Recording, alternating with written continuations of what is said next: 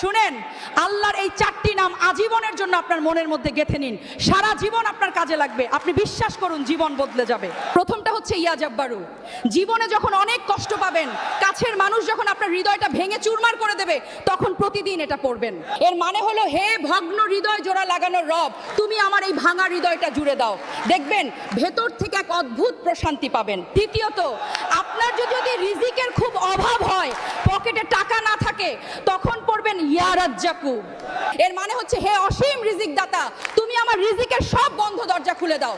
তৃতীয়ত, আপনি যখন ভীষণ ডিপ্রেশনে থাকবেন, টেনশনে যখন রাতের ঘুম হারাম হয়ে যাবে, তখন পড়বেন ইয়া সালামু। এর মানে হলো, হে শান্তির মালিক, আমার অশান্ত মনে তুমি শান্তি ঢেলে দাও। আর 4 নাম্বার, বারবার দোয়া করারও পরও যখন দেখবেন দোয়া কবুল হচ্ছে না, তখন হতাশ না হয়ে পড়বেন ইয়া মুজিবু। মানে, হে দোয়া কবুলকারী রব, তুমি আমার ফরিয়াদ কবুল করে নাও। ভিডিওটা আপনার